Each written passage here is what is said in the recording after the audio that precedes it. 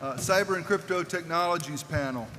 Daniel Holtzman has been appointed as the Air Force Highly Qualified Expert, Cyber Technical Director, assigned to the Air Force Material Command, Air Force Life Cycle Management Center at Hanscom Air Force Base, Massachusetts, where he serves as an internationally recognized authority in the areas of cybersecurity, program protection planning, security engineering, supply chain risk management, and much more. As a cybersecurity engineering and resilience senior leader, Mr. Holtzman's responsibility include being the technical authority for security engineering, cyber resiliency, systems emissions assurance, engineering resilient systems, and defensive security engineering. Mr. Holtzman has also been appointed as the authorizing official for U.S. Air Force Command and Control Information and Technology and Rapid Cyber Acquisition IT. Everyone, please welcome Mr. Holtzman.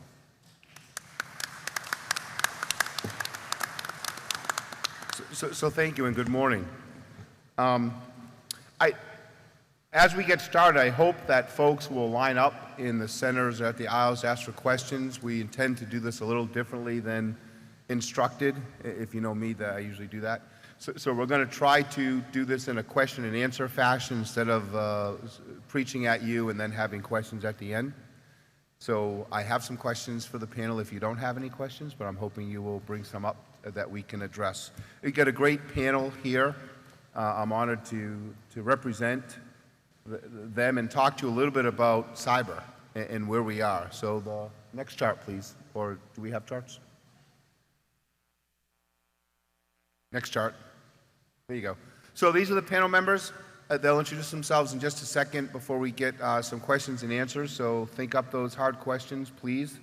I know you all have them. You send them to me in email all the time, so I hope we can get them out as we go through here. But I really want to focus on the fact that you all, to me, are the light bringers, right? You're helping us. You're enabling us. You're helping our Air Force, our department, help our warfighters. I've spent 6 trips in 12 months out to USAFEF Africa helping them, and the work you all do is evident every day in what they do. And I thank you for that, and our airmen thank you for that. Next chart. So what I wanted to do is kind of frame today with these are the 3 things I think we want to address. We want to hear from you. We want to understand where you're going. We want to talk a little bit about what we're doing, what keeps us up at night. Cyber is a big, amorphous, faceless, very much like bureaucracy, adversary, and we don't really have a belly button or a one magic bean answer, but we have a lot of discussion to go through, which we'll get to in just a second. Next chart. As I go through this is sort of my marketing material, but it's out there on the website. There's a website, a lot of you have seen it, you've asked me about it. It really is, from my view as an authorizing official, how we address cyber in a risk-based context. How we get to yes if instead of no because, right? And in my time as I've been doing this job, I've taken a statement from our ops community, our special ops community, that kind of touches on a point General Richardson made and what our chief and our SecAF have told us. And really I say slow is smooth, smooth is fast. How do we have the right foundations to go fast? How do we have the right foundations to go smoothly so we can go fast when we need to in a thoughtful, careful way? Going fast in the wrong direction, I've discussed this with the vice and the chief, right? Accelerate, change, or lose is our action, and we got it, but we weren't given a vector. So we do have to be a little careful. We don't accelerate in the wrong direction too fast without being able to have the awareness to pull back. So as we go through this panel, I want to ask you to help us understand that. Where are we going really fast where maybe we shouldn't be? Where are we going? Speed with discipline, Dr. Roper and I used to talk about all the time, means that I don't hold the point, the end of the scissors to my face as I'm running. I kind of point them the other way, right? There is a little discipline that we need to apply to some of these things that we're doing. Our adversary in cyber doesn't really care about our rhetoric. They're very lazy. Frankly, we're doing some things that we shouldn't be doing, that are easy, simple to change, and they're giving access vectors that we really need to be concerned with. So next slide. These are the tee-off questions. General Morris and the committee gave me to make sure we try to frame the conversation around what we think are some of the critical areas for the center and for the command and for the Air Force. So I'll leave this chart up here so you all can generate some thoughts as we go down the panel and let the panel introduce themselves. So Mike, you want to go first? All right, good morning, ladies and gentlemen. I'm Colonel Mike Dooley. I'm the Senior Material Leader for Cyber Systems. This is my second week in the seat, so I've had the opportunity to essentially meet and start my immersions with our team. So our portfolio includes offensive and defensive cyber, and the material leader for defensive cyber is Mr. James Robeson, and he's going to be also participating in the panel today. We also have Unified Platform, JCC2, and Platform 1 as part of our cyber team. Prior to this, I was assigned to the 96 Cyberspace Test Group as the group commander. So from my perspective, again, I'm really just getting these immersions and trying to understand the requirements and the capabilities of our industry partners and how essentially we position ourselves to essentially continue the great work that's been started by the division really over the last 2 years, and essentially as we continue to carry this forward. So I'm looking forward to the engagement and the opportunity to hear some of the questions and the dialogue between this panel and our industry partners. So thank you for the opportunity and looking forward to the discussion. Thanks, Mike. James? Morning, Jim Robinson. Yes, I work for Colonel Dooley. I'm the material leader for defensive cyber activities. I've been in the seat for almost a year now. The first half was kind of getting oriented to what we had in terms of some legacy cyber capabilities. Then we got thrown into the operational imperatives that I'm sure you're all familiar with and you heard summarized this morning.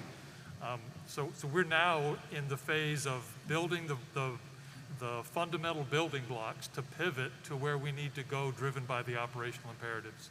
So you'll hear as we go throughout the next year, different opportunities to get involved with cyber defense, building an integrated architecture that breaks down some of those stovepipes and gets after the threat that we know is out there. So more to come. Happy to have discussions later today and talk through any questions you've got. Hi, I'm Steve Falcone. I'm the Director of Engineering for PEO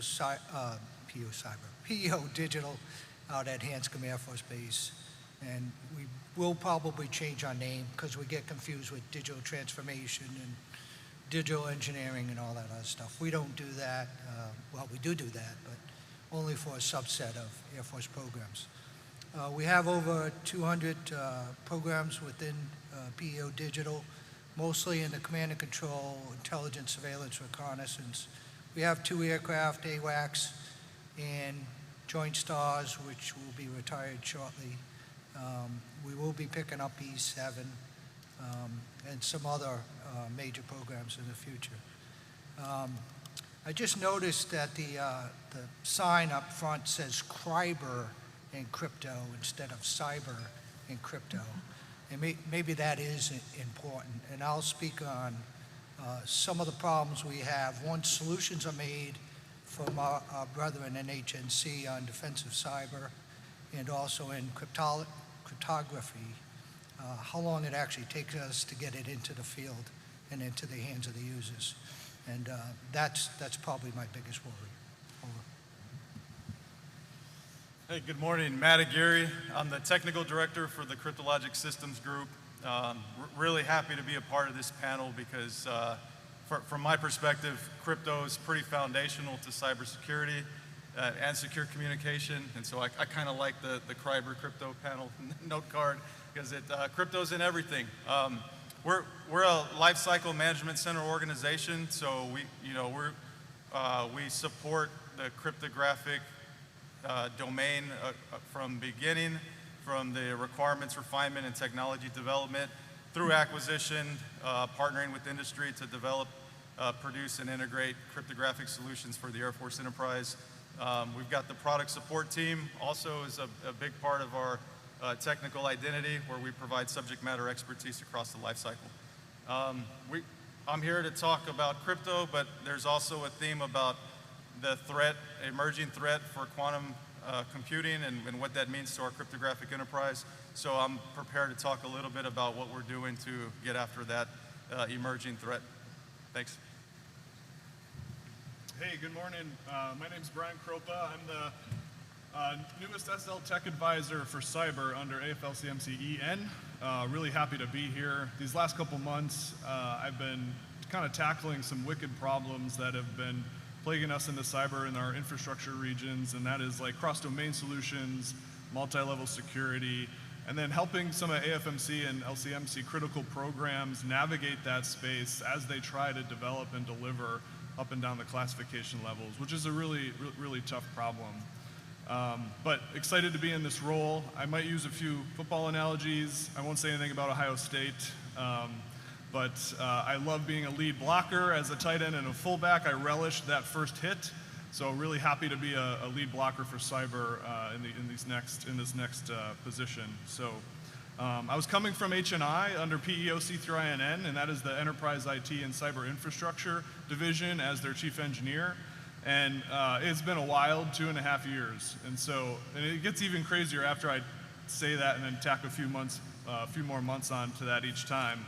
But I still remember that sinking feeling when COVID hit and we had all of the network engineers in one room, and like we quickly realized that the DoD and the Air Force was just not in a position whatsoever to handle a mass teleworking situation. From both a capability and a cyber defense perspective, we were just really unprepared. And so that was a wild month, going from maybe 10,000 people able to telework to 400, 500,000 people able to telework in a very short time span, which was really exciting to be a part of. Then we had,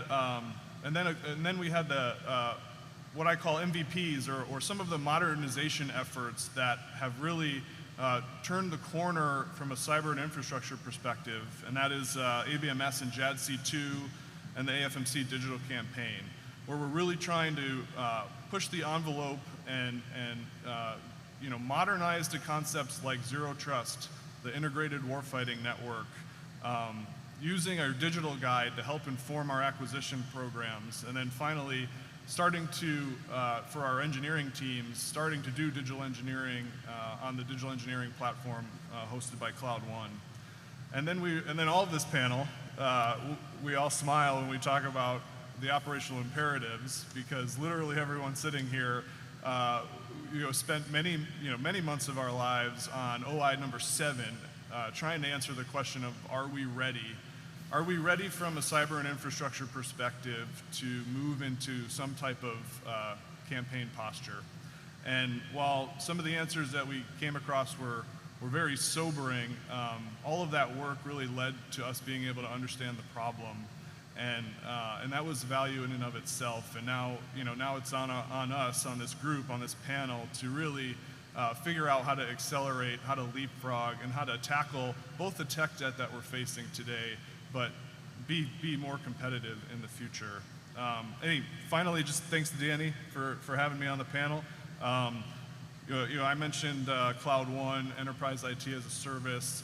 Many of our programs in H&I, Danny was the AO for, and really appreciate you pushing, changing the conversation and pushing the boundaries, which is what HQEs do, right?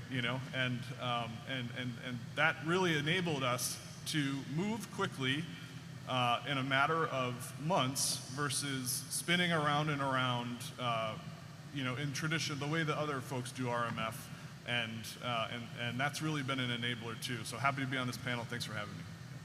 Thank you all. So do we have anybody brave enough to ask a first question? So I'll seed it with one that comes up, and Brian, you mentioned it, and maybe each of you could give your thought as we go down the road here.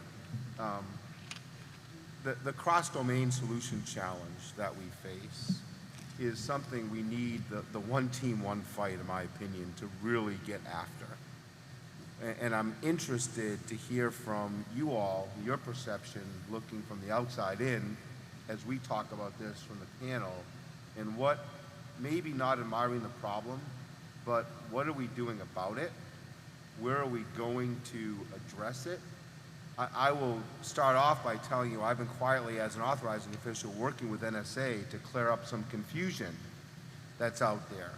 As an authorizing official, I do have the authority, responsibility, and ability to authorize a system with a CDS in it, whether it is formally approved by NSA or not. That is my risk to take as an authorizing official. Not everybody in the policy world agrees with that, but that is my charge and that is my responsibility. I do not authorize CDSs. NSA does that. But I can accept the risk or inform my customers of what the risk is of not using an approved authorized CDS. And we have reasons for that. There are exceptions. There are reasons to say yes if. So I'd like to understand where you all are following challenges and how we together can figure out how to get over this. We cannot get to what Joe Hawk and I told the SecAF and others, that we cannot get to OI7, we cannot get to JDC2 if we do not address this problem. To me, in cyber, with crypto being a foundational element of our future to protect our data, to me is a big North Star problem that has to get addressed. So if there's no questions, Mike, I'll let you start off. So I think first off, from the perspective of the Cyber Systems Group, I think one of the interesting parallels to this is about a week and a half ago during one of our immersions with General Genetempo, we, for Unified Platform, which is essentially a set of capabilities to deliver command and control ISR information in a cross-domain solution from unclassified up to top secret, and essentially not only allowing information to flow from high to low, but in some cases within restricted boundaries of access, to essentially go, from low to high, but actually from high to low for those specific types of information that a given individual is cleared to see. So we provided a bunch of different solutions across the DoD and the Joint Force in terms of how all of these disparate systems essentially interconnect and interoperate. And what you saw was there were a series of arrows essentially at either the equivalent classification level or in some cases up or down. But the issue was there's a lot of areas within the specific capabilities, within the repositories, that essentially are not interoperating or are not able to connect. And the question was, is that an issue of a technical limitation or a policy limitation? And the answer from the team was, this is a policy limitation. So I think from our standpoint, having authorizing officials, having essentially a governance structure that allows us to go as fast as possible to essentially accelerate change and to essentially get at what General Richardson had mentioned earlier. From our standpoint, one of the challenges that we face is ensuring that the governance structure allows for maximum cross-flow of information essentially when it's appropriate, because again, what we're finding is a lot of these challenges are policy and not technical. And as we focus on that for you all out there dealing with this, right? I've read it all, right? I've not found the policy that says don't do smart things. I've not found the policy that says we can't. I can print stuff out, I can burn CDSs, I can put it in US mail. So as a cyber professional, I struggle with why connecting it electronically and encrypting it through the mechanisms we have is not in the spirit of our policy. I think we, as a community, need to help us get over this hurdle. James? Yes, sir. Yeah, we've sort of two things from my portfolio. We've got the Elixir Big Data Platform that's part of the Unified Platform Federation. So we leverage the cross domains that Unified Platform has. And so I would just categorize us as an eager customer to leverage those enterprise solutions. We know as we build out our modernized integrated defensive cyber architecture, there's going to be a need there too. So we're eagerly flight following. Thank you. Steve? Yeah. So, you know, we think a lot about cyber in our office computer environment where everybody's on the same network. When you look at some of our tactical systems, that's not true at all. And that goes to what Colonel Dooley's talking about. We have many, many, many, many, many networks out there. Some are with our Canadian brethren. Some are with our South Korean brethren. Some are at the SAP level, and there's 15 or 16 of those. Some are at different closed networks that may have a connection to either the NIPRNet or the SIPRNet. So what we have to do to get after this is really put in a cyber response plan that addresses all those different types of networks we have, plus how we do patching today and defense today, whether it's blue suit, contractor, regional teams, on-site support, all of the above, because we can't have one cyber response plan. It doesn't fit the need. It's got to be program and location dependent to get all of that to protect our systems, while we are also designing cyber resilient systems to get out there. Unfortunately, our migration to the cloud is behind schedule. You know, we still have a lot of legacy platforms that are on their way migrating to the cloud, but we never get rid of the legacy platform. And there's a kind of an insurance policy out there with our users and our MAGCOMs that we won't shut off the legacy until we're fully in the cloud. And I'm not sure we're ever going to be fully in the cloud because we keep changing requirements, which is good. You know, we change our mind to match the threat and other things. But we have to start looking at shutting off some of our legacy systems earlier than currently planned, and put a push so that we don't have to patch as much and we don't have as much of a platform for our aggressors to get after. Over. So I'm going to call an audible. Matt, I'll let you respond first, but we have somebody asking a question. So let's see what the question is. So good morning. My name is Rick Sloop. I'm with Floor Mission Solutions. So I'm going to ask a question from a dirt kicker side. So I'm hearing all these high-level secure systems. My question is based on the linkage between information technology and cyber and operational technology, facility systems, HVAC systems, those things that could kill a data center just with a simple attack. But there seems to be a lack of linkage between protecting the data and being able to use the data for our operational systems to actually operate facilities and those sorts of things. So I'm looking for your view on that. So I'll let, just 1 second. So hopefully at the level that it maybe is not seen every day, between A4, between us, between some other organizations, that's of great concern, right? The fact is the adversary is going to take the easiest path forward, and if they can disrupt our facilities and turn on the fire suppression systems, so our stealth fighters are covered with fire suppression material, that doesn't help us, right? So I think that's of great concern. We are aware of it. We are trying to work at an integrated level. Matt, you and Brian, do you want to take the first crack at what your thoughts are on that? Sure. Yeah, you hit on, it's a great question, and one of those sobering things we found out during the operational imperative work was that gap that you just mentioned right there, the disconnect between a lot of the IT and the networks and the data centers that host capabilities that we rely on, but the actual base infrastructure and those control systems that are across many of our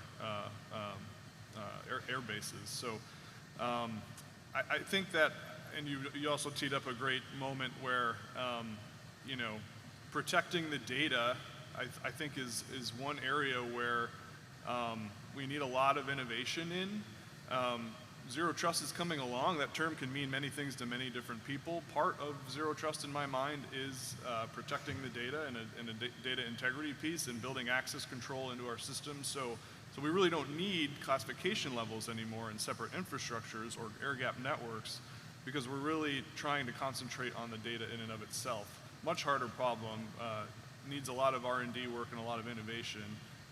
But yeah, you definitely hit on a key gap, and we need to tie those pieces closer together.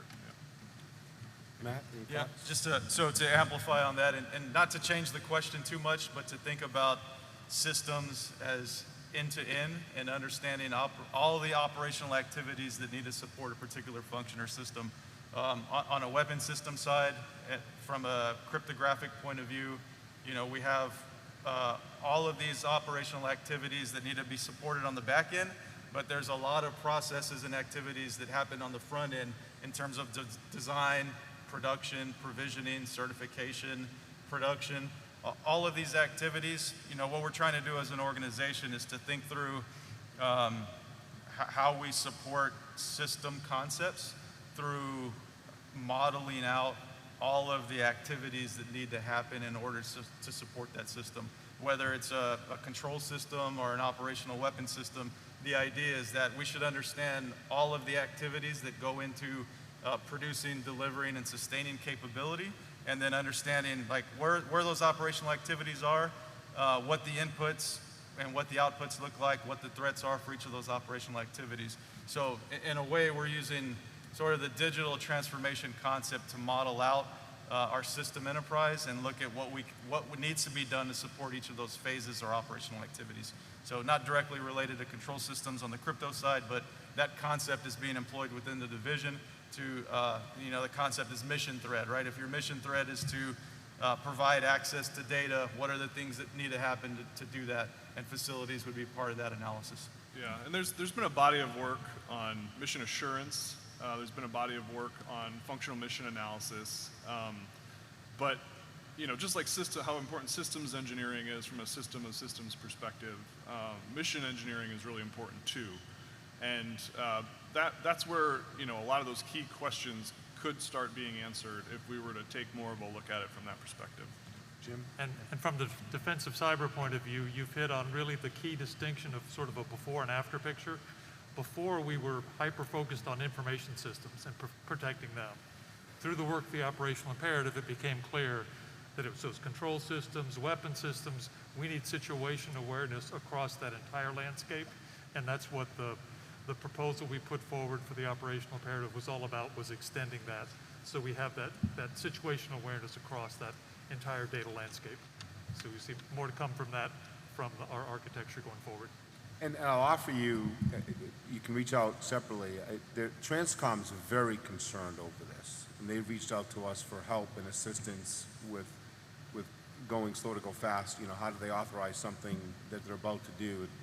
October, there's going to be a big conference in St. Louis. I can point you in the right direction. They're very concerned about the supply chain aspect of our logistical and the data. They do see that as, you go back in history, right? I mean, that is our Achilles heel. While we're focused all the way over here on all these exotic things and worrying about 1553 buses on airplanes in flight, the adversary is saying, I'm going to spend a nickel over here, and you're not going to get that thing in flight. So I think that's a huge problem that you bring up. There is a community spinning up that A4 is involved in and Transcom's involved in, and maybe we can have that follow-on discussion at that point in time. Thank you for the question. Questions from anyone else? Not? Yeah, sir.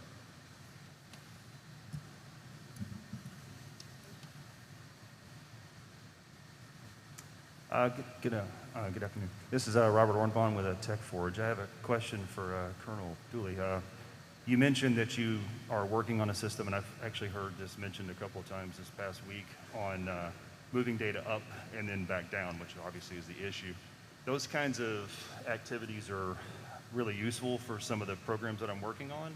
I'm wondering, the question is there any opportunity for you and your organization to share those best practices with other organizations so that others can leverage the technology that you develop? Question for the whole panel. So yes, from my perspective, I'm definitely interested in essentially understanding the spectrum of cross-domain solution capabilities that exist, and what kind of, whether it's a governance structure or just a collection of stakeholders that understand and essentially can share best practices. So the short answer is I'm going to throw the new guy card on this one in terms of the specific capabilities. I think right now, from my perspective, the best thing I can do is probably engage with you offline and just say, what is your question? Connect you with the right folks on the team, and essentially get that conversation started. My initial assessment and just some of the discussions is these conversations are ongoing, whether that governance structure or whether that's essentially at an Air Force or a higher level. is something I'm still getting up to speed on. So again, the best thing I can do for you right now is essentially offer myself as a point of contact and essentially get you set up in the right direction to talk to the subject matter experts. So I'll ask you all another question that comes up often as I work through assessing the risks to our systems, and that is all of the conversations we're having, I think, get down to the data, right? What is our data? How do we protect our data? How do we share it with who needs it, when they need it, and not add artificial constructs on top of that? To me, there's a fundamental technology challenge we have that permeates those four things up there, and that is how do we categorize and tag our data appropriately so we then can protect it at the right levels and not overprotect some things and underprotect other things. So I'd like to ask the panel, you know, how do we help, or what is our North Star challenge, right, to get to the place where we can tag things? I mean, we can put everything under crypto, we can put everything in containers, we can put everything, you know, behind the JWICS wall, but that isn't really going to help us get to the innovativeness and things we need to do. So any thoughts that you all have, and from the audience, on how do we really get to that data tagging to understand what we got to protect and what we don't have to protect? And Matt, maybe you have the best. Yeah, well, I'll start it, and I'll start it at a very low level, that the products that we deliver are designed to protect data for decades, right? And that means two things. The equipment that we produce needs to be sustainable and supported for decades at a time, because we don't want to be producing and integrating into weapon systems, you know, more often than we need to. And the intelligence life of the data that we're protecting is also, it lives in the decade time frame. So from a cryptographic perspective, you know, we treat data differently. NSS and classified information systems, that data is required to be protected. So we're providing the foundational layer to ensure that we have solutions that you know, evolve to meet emerging threats. I'm not going to jump into the quantum threat right now, but I'll kick it off by saying, you know, the intelligence lifetime of the data that we need to protect. We need to understand what we're protecting, and we need to provide technology solutions that protect that data over its life cycle.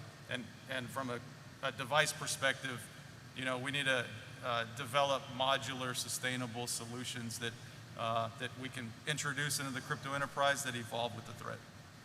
Yeah. So I think this kind of dovetails into one of the challenges that I've seen, you know, looking at this holistically from both an acquisition and a testing evaluation perspective is interoperability and the relevance of data. So what you often have is a lot of collections of data capability that's been tagged a certain way. Essentially, how do you correlate and fuse the relevant data in a way that you're using the most relevant data for the specific need at the time? And then essentially, whether it's a cyber capability, an airborne space, essentially across all the domains, how do we ensure that all of these systems interoperate and provide the opportunity to allow a given user with a need to get the right data at the right time? So I see that as a continuing challenge, and I think capabilities like JADC2 and ABMS essentially are focused on trying to get at this challenge.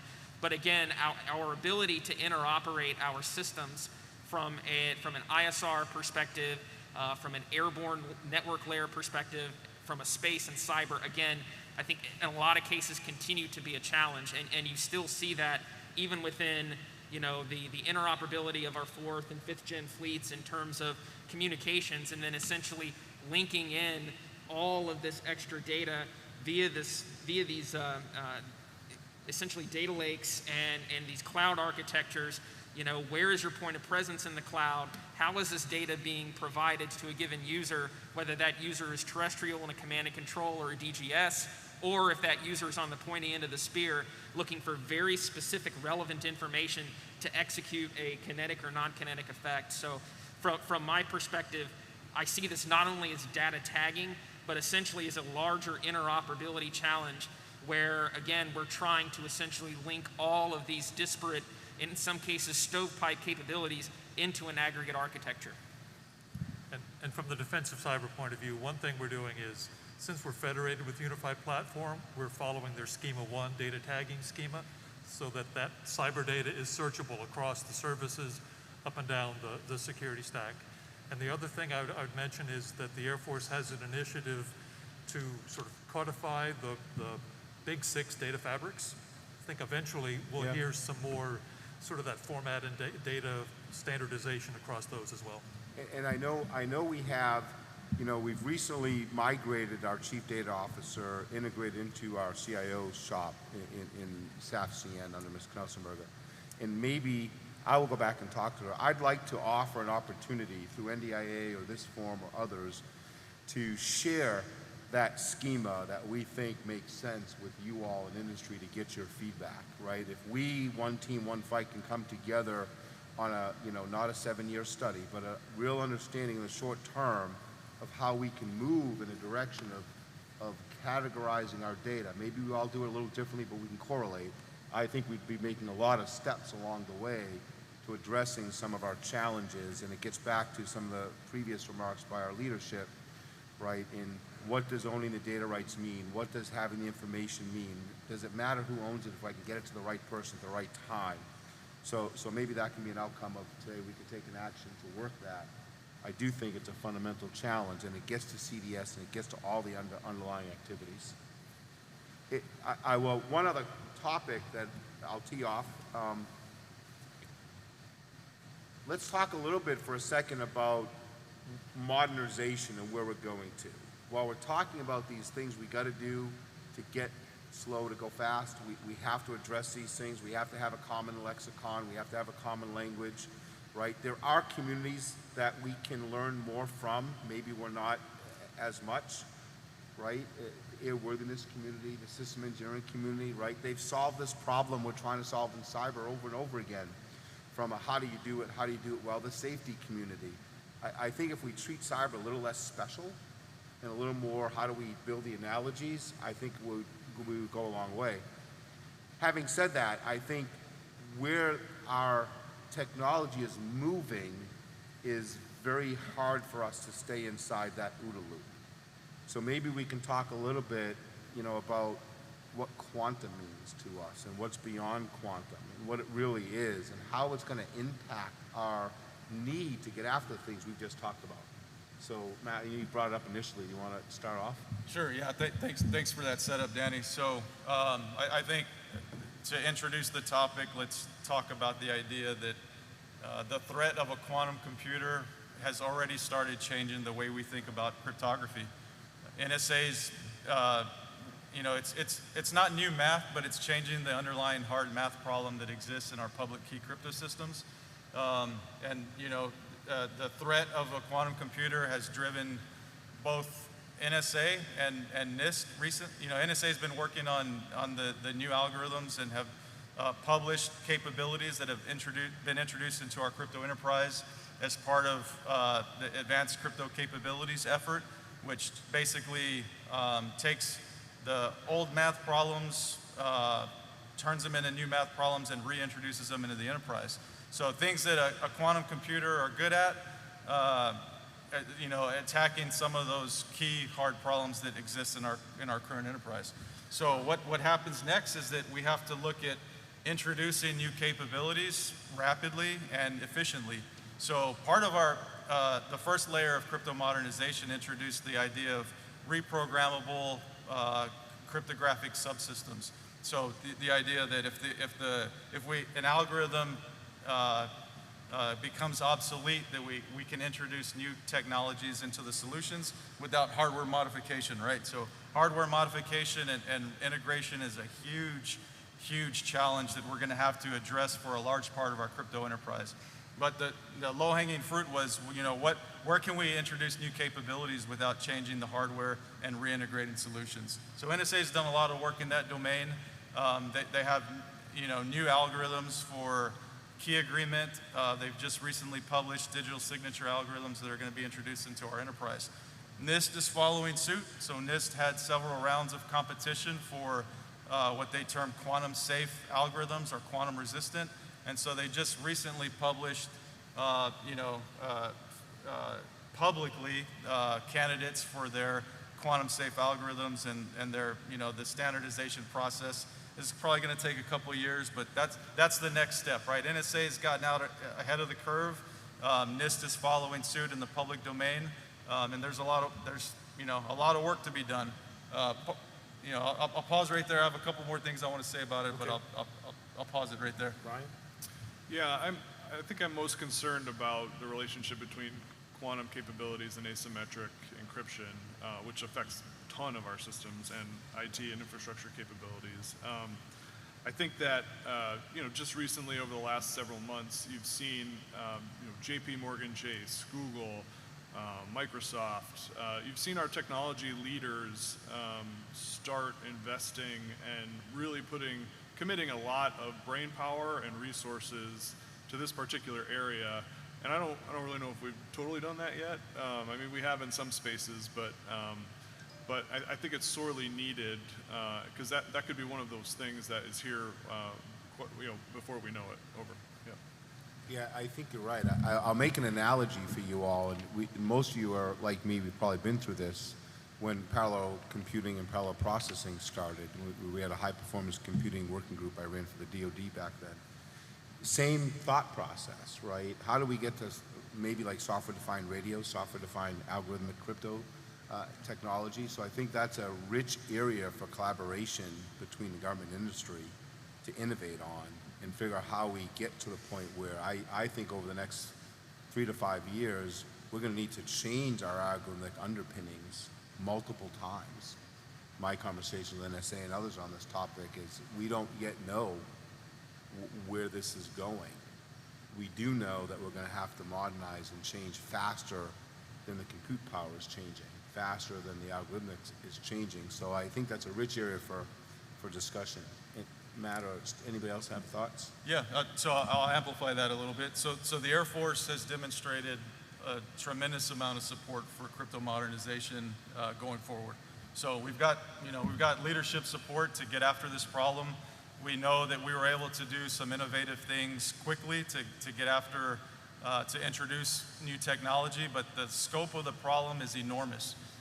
And to lay that out, right, so there's 4 activities that need to be performed. There's designing, which, again, NSA's given us the key building blocks to design a crypto-resilient infrastructure. There's designing, there's the certification activity, where we partner with NSA to evaluate, 24 or so specific technology areas for high assurance products. So we don't go through the RMF process, but we go through an assessment process that's ran by NSA to deliver high assurance products. We need to produce a large quantity of devices to replace our current cryptographic enterprise.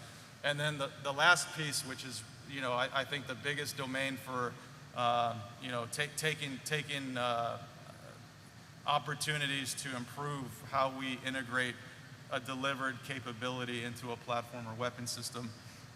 We're doing a lot of work in our division to understand what can we do on the front end in terms of design for supportability and design for ease of integration. What design artifacts can we produce? What assessments can we produce? What models can we produce that on the back end, when we talk about platform and weapon system integration, how do we reduce the risk of getting these pieces of equipment and capabilities integrated, and how do we speed that up? So, speeding up the entire life cycle, we're always trying to go fast, but with discipline, right? We're a process-driven organization, so that we care a great deal about shrinking the time frames for certification and platform and weapon system integration. And I'll try to bring it back to something. One of the comments I've gotten even this morning as you all were chatting with me was we have a lot of really great North Star challenges. How do we bring it down to, I'm going to ask Steve Falcone, so I'm giving him a little bit of time to think here, right? To address this, one of the challenges I see from my perch is we have a lot of great technology out there.